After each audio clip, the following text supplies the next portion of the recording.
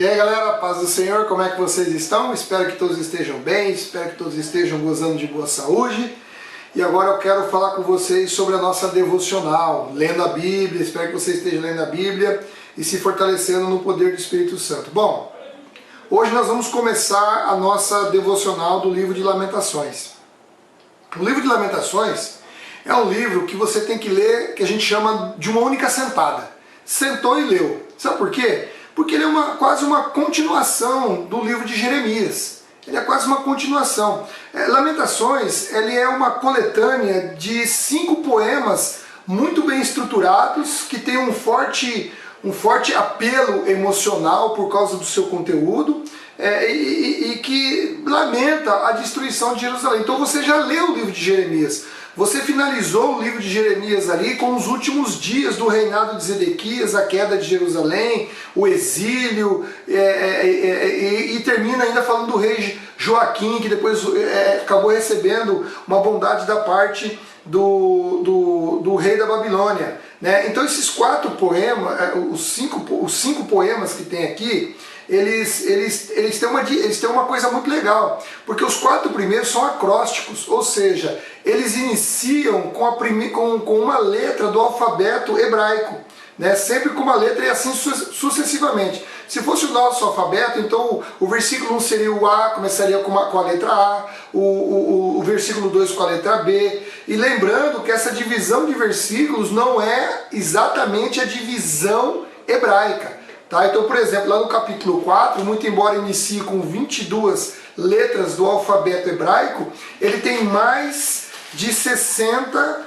versículos, ele não tem 22, o primeiro e o segundo tem 22, o primeiro e o segundo tem 22, o terceiro vai ter 66 e o quarto vai ter 22. Então o primeiro, o segundo e o quarto tem 22 versículos, correspondente a cada letra, mas o terceiro tem 66 versículos, mas dentro da divisão hebraica ele começa com a letra do alfabeto. E aqui eu vou comentar os capítulos assim genericamente, porque nós já lemos o livro de Jeremias e aqui é quase um reprise, tá? É quase uma memória, é quase um lembrete para você não se esquecer do que aconteceu lá em Jerusalém, né? E é interessante porque aqui o Baruque, que talvez seja quem escreveu esse livro, não Jeremias, mas Baruque, ele leva Lamentações como se fosse Jeremias tendo escrito, né? Quem leva é Jeremias, Jeremias deve ter ditado isso aqui, e o Baruque deve ser a pessoa que transcreveu o que Jeremias estava citando. E aqui ele não esconde o horror, ele não esconde a destruição, sabe? E quando você começa a ler, você é convidado a entrar dentro do contexto do livro. Então, por exemplo, no capítulo 1 ele começa a descrever as ruínas de Jerusalém. E aqui a cidade ela é comparada com uma mulher que havia sido uma princesa famosa, e agora essa princesa ela se tornou uma escrava, e ela está ferida, e lamenta e agoniza por causa da vergonha, do contraste entre a princesa, o momento que ela era princesa, e o momento que agora ela é escrava, né? Então ela reconhece essa princesa, como é citado no contexto poético aqui, essa princesa ela reconhece a angústia e sabe que ela mereceu essa angústia por causa do pecado, né? Então você quando você pega o capítulo 1 aqui, você vê lá logo no verso 3 que existem 4 datas de exílio, né? Aqui menciona o exílio e eu vou te dizer, são 4 datas. É 605, 597, 586 e 581. Então ele cita aqui os 4 exílios que foram feitos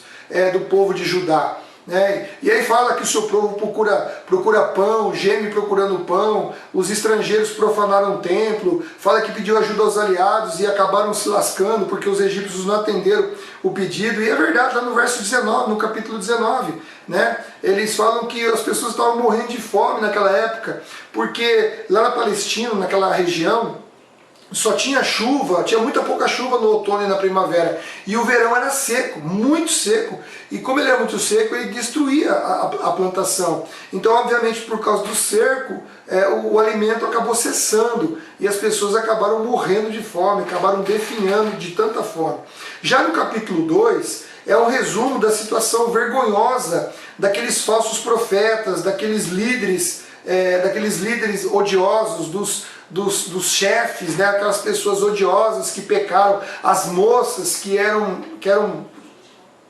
misericórdia, né? Não tinham vergonha de jeito nenhum, né? Então o autor do livro, você vê que ele agoniza quando ele começa a ver as crianças passando fome e morrer, pedindo para a mãe o pão, pedindo para a mãe alimento, e a mãe não tem alimento para dar, e a mãe chora junto com o filho agonizando, o filho morrendo, né? E os profetas ainda continuam mentindo, né? Você observa, os profetas continuam mentindo.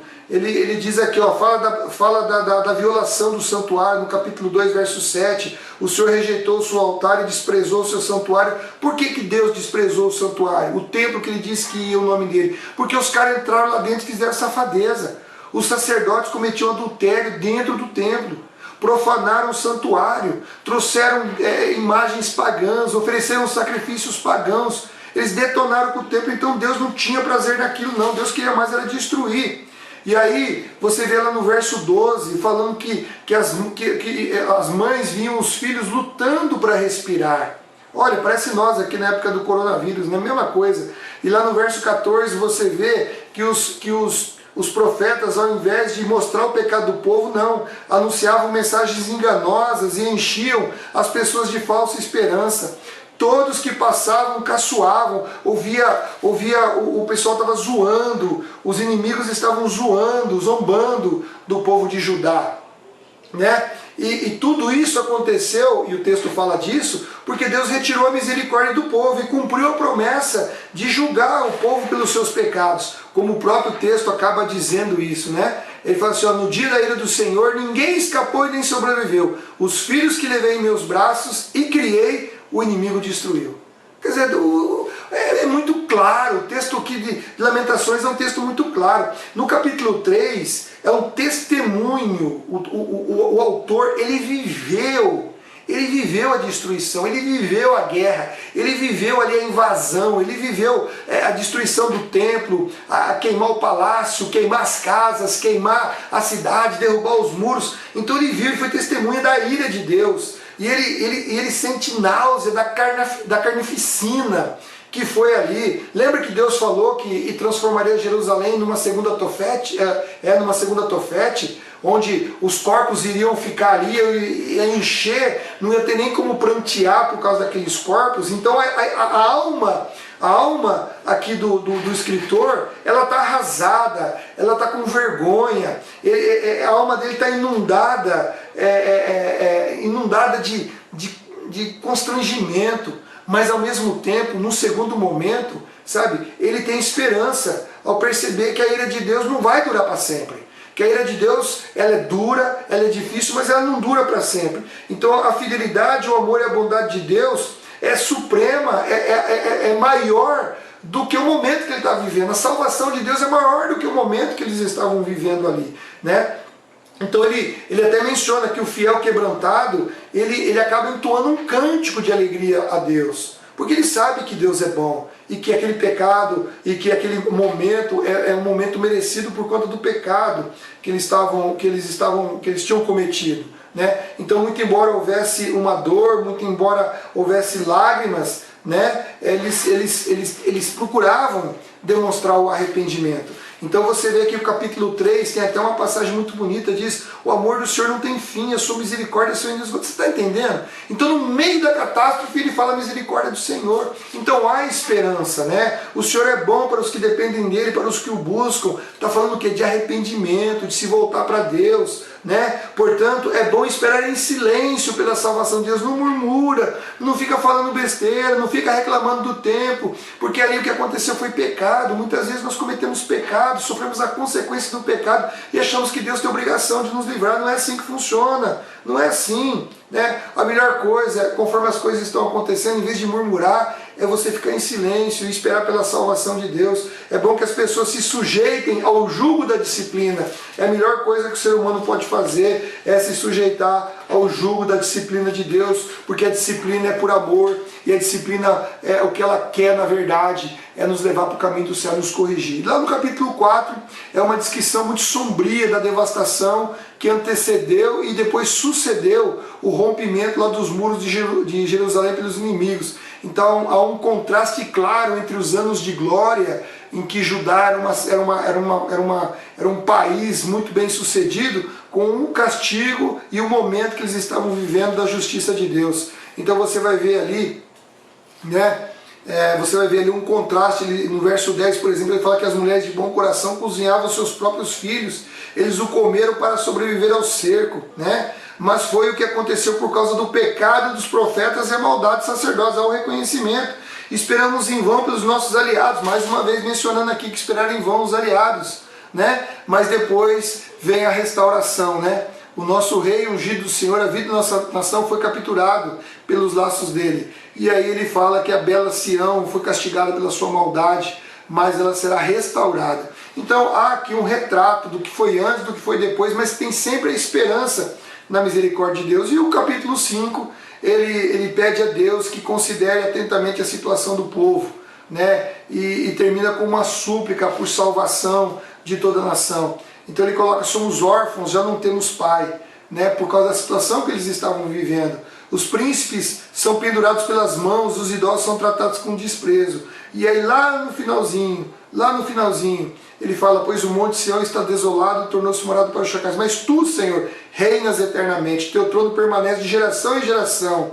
E ele fala: por que tu continuas a te esquecer de nós? Restaura-nos e faz-nos voltar para ti, devolve-nos a alegria que tínhamos antes. Então há sim a esperança de restauração. Esse livro é um livro muito significativo, é um livro muito importante da Bíblia, que nos mostra muitas verdades. E aqui o resumo que eu falo para você, é que aqueles que buscam verdadeiramente o Senhor sempre vai ter esperança. Sempre vai ter, independente da vida de besteira, de cagada que fez, há sempre esperança. Judá pisou na lama com força, e Deus ainda assim restaurou, mostrou a sua grande fidelidade, né? Muitas vezes há momentos que nos trazem desesperança, mas Deus é aquele que nos dá esperança sempre. E Jesus disse: no mundo tereis aflição, mas tenham bom ânimo, porque eu venci o mundo. Então nós estamos na época da graça, nós estamos na época da misericórdia, é a época do perdão, é a época da restauração de Deus. Então esse livro nos traz uma lição preciosa, que o Deus do Antigo Testamento era o Deus que permitiu que o seu povo sofresse por conta do seu pecado, mas é o Deus que, com grande e eterna misericórdia, trouxe o seu povo de volta e buscou a restauração, buscou a comunhão, buscou que o povo se restaurasse e voltasse a ter comunhão com ele. E esse Deus é tão maravilhoso que ele, para os ímpios, para os gentios, para as pessoas que viviam sem Deus, ele nos deu Cristo Jesus, para que através de Cristo nós tivéssemos livre acesso a ele e pudéssemos ter restauração. Isso é muito importante, porque quando nós cremos em Cristo Jesus, a cédula do pecado, ela é apagada, ela é destruída. E quando nós buscamos o Senhor Jesus depois de ter confessado o seu nome, entramos num processo de santificação, e o Espírito Santo nos livra do poder do pecado. E no dia do Senhor, quando Cristo voltar, nós seremos libertos da presença do pecado. Isso é muito importante, isso é muito importante. Então o livro de Jeremias é um livro maravilhoso. Esse livro de Lamentações de Jeremias aqui, escrito por Baruch, é um livro maravilhoso, um livro que você vai ler numa sentada só, e que Deus possa te abençoar e que você tire muitas lições preciosas do contexto desse livro. Amém? Deus te abençoe, até a próxima, se inscreva no canal, acione as notificações, e amanhã estaremos juntos novamente falando já de Ezequiel e as suas visões fantásticas e maravilhosas. Deus te abençoe e até a próxima. Tchau!